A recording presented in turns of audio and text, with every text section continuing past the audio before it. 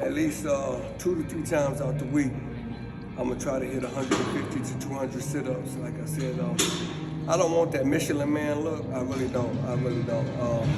And I know when you're eating 3 times a day, not eating ramen noodles and blowing up, you gotta do the things. Come on, cause y'all must not really believe when I be telling you. At 59, 60 years old, I'm still killing the game. And I ain't trying to, I'm proud of myself. I'm really proud of myself that I can keep it up. You know what I'm saying? So now, I done got called out. I gotta step up.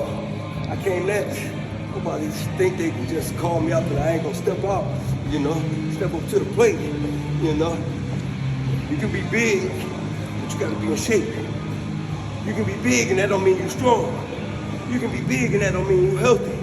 And like my boy Chuck said, he got into it at the job one time. The guy was like, you see how big I am? And he said, the last time I checked, you didn't spell man B-I-G. I said, oh, shit, that was cold. He said, big don't make a man. I was like, oh, yeah, I'm a flag some shit. I'm gonna hype some shit up. I'm gonna be like, oh, shit. But anyway, my point is, being well-rounded, you know, and not just physically. You gotta be spiritually, emotionally. We be emotionally and mentally unhealthy, but we look good. That's what the pastor was talking about.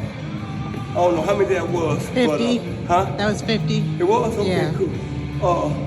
Being balanced, you know, and I'm definitely not balanced. So, but you know, I'm working towards it.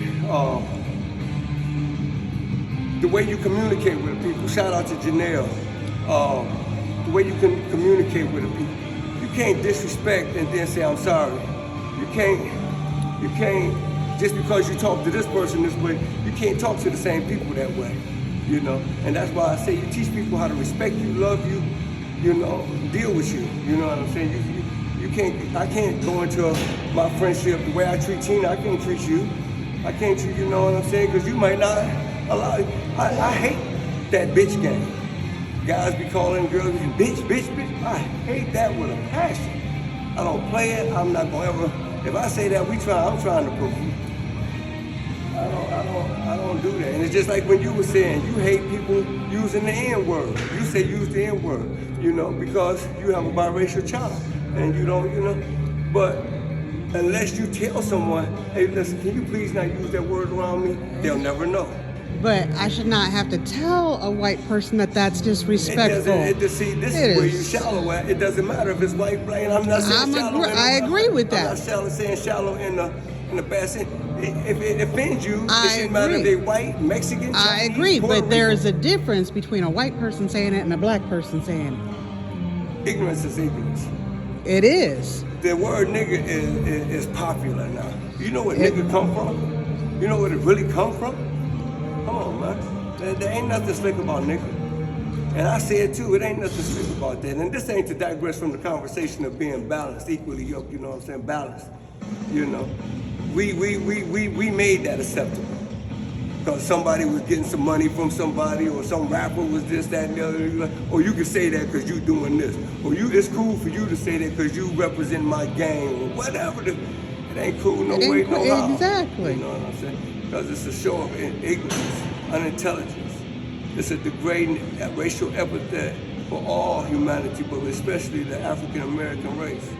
And I'm one of the ones that still perpetuate it with my ignorance. And I know better. That's the truth of it. And when you know better, you're supposed to do better. So, you know, that's shame on me. Shame on a lot of people that still perpetuate the ignorance of using racial epithets to define a person.